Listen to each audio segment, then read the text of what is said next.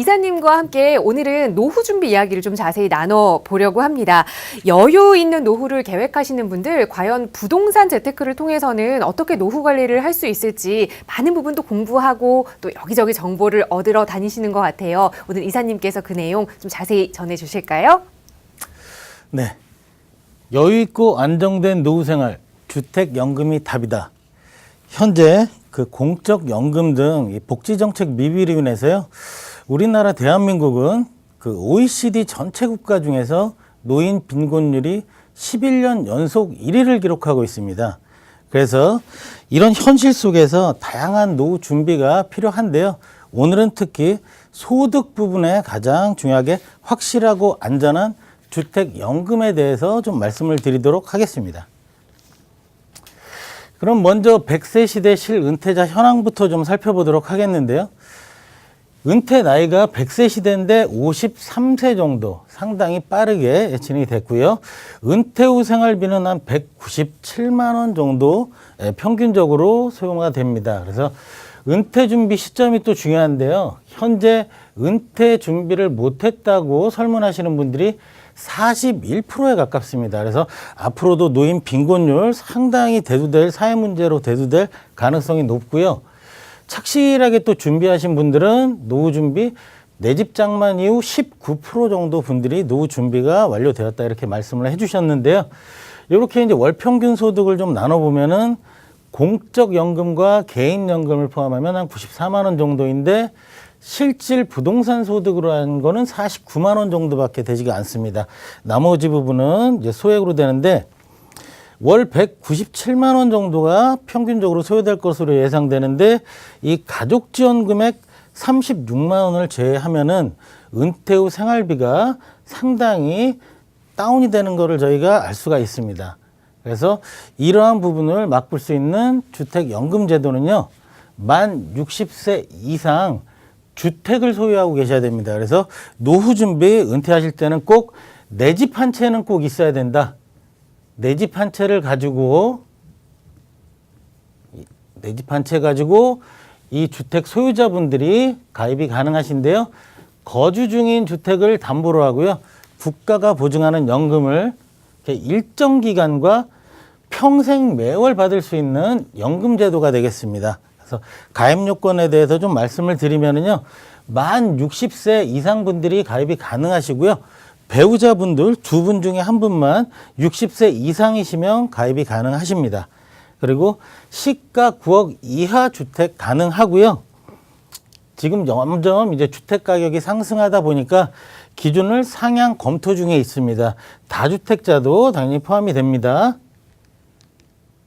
그래서 주택연금제도 또 바로 알기 해당 주택 종류, 그러니까 연금에 해당되는 주택은 주택법상에 주택이 가능하고요.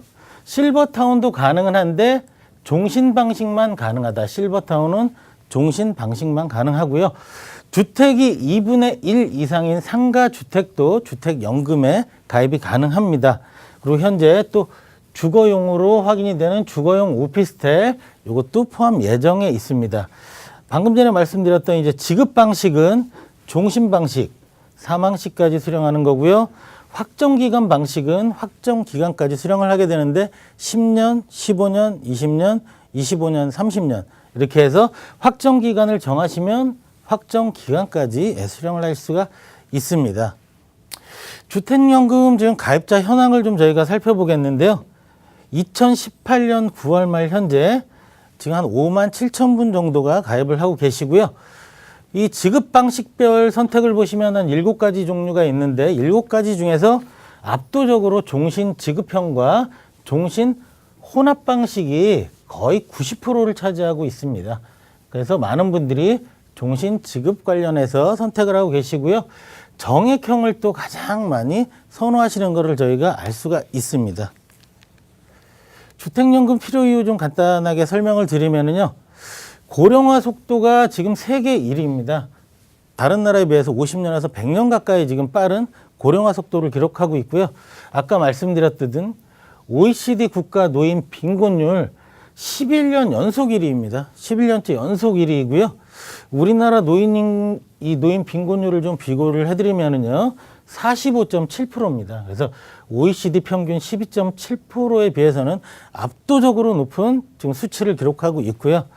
이 주택연금을 가입하시게 되면은 이 보유주택을 연금으로 현금화를 하셔서요. 노후 생활 안정과 경제 활성화에도 기대를 할 수 있습니다. 그래서 부동산을 현금으로 유동화, 그다음에 주택연금이다. 이렇게 알고 계시면 되겠습니다. 일단은 그러면 효과 좀 알아보도록 하겠는데요. 개인 복지적인 측면에서는요. 공적 연금이 이제 미비하고 정책도 미비합니다. 그래서 우리나라 상황을 좀 감안할 때 노후 생활 자금이 상당히 부족한데요. 이렇게 고령층의 노후 생활 안정을 위해서 꼭 필요한 게 주택연금이 되겠고요. 그다음에 금융적인 측면을 좀 살펴보게 되면은 주택연금 가입하시게 되면은요. 보유주택을 연금으로 현금화하고요. 노후 생활 안정, 경제 활성화 기여할 수 있게 되겠습니다. 그리고 마지막으로 이제 경제 활성화에 기여할 수 있는 부분은요. 공적 연금의 역할이 충분하지 않은 현실적인 상황에서요. 소득 대체율, 국민연금 명목 소득 대체율이 45%인데 실질 소득 대체율은 24%밖에 되지 않습니다. 그래서 고령화 속도 세계에서 가장 빠른데 아까 말씀드렸듯이 고령화 시대가 저희가 2000년에 진입을 했고요. 고령사회 17년 만에 진입을 하게 됩니다. 그리고 초고령사회가 2025년에 진입 예정이고요. 세계 최장수 고령국가로는 2050년에 진입이 예상되고 있습니다. 그래서 연금 형태의 소득 창출로 해서요. 고령사회의 구조적 소비 부진을 이렇게 타개할 수가 있는, 그래서 경제 활성화에 기여를 할 수가 있는데요. 사업 근로소득 한계 소비 성향이 0.68이다. 그런데 주택연금의 한계 소비 성향 같은 경우에는 0.8. 훨씬 사업 근로소득 한계 소비 성향보다 높습니다. 그래서 한계 소비 성향이 뭐냐면 0.8이라는 거는 100만 원을 지급 시 80만 원 개인 소비가 증가되는 것을 나타내는데요. 주택연금 제도의 간단한 또 추가적인 장점을 보시면 이제 합리적인 상속 방법인데요. 이 주택 처분 금액과 연금 지급 총액이 있는데 주택 처분 금액이 연금 지급 총액보다 많을 때 그러면 남는 부분은 채무자, 즉 이제 상속인에게 상속이 되고요. 주택 처분 금액과 연금 지급 총액 중에 연금 지급 총액이 더 많을 때에는 이제 부족분에 대해서 상속인에게 별도 청구가 되지 않는 장점이 있습니다. 그리고 주택연금 제도 간단한 저당권 설정 시에 뭐 등록세, 농촌, 그다음에 주택 채권 이런 거 면제되는 장점이 좀 있고요. 이런 주택연금을 통해서 평생 거주, 평생 지급되고요.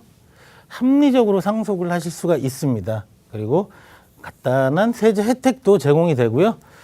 연금 지급을 국가가 보증하는 아주 안전한 그 노후 준비 방법이 되겠습니다. 이렇게 해서 여유 있고 안정된 노후, 주택연금을 활용해서 준비하시기 바랍니다.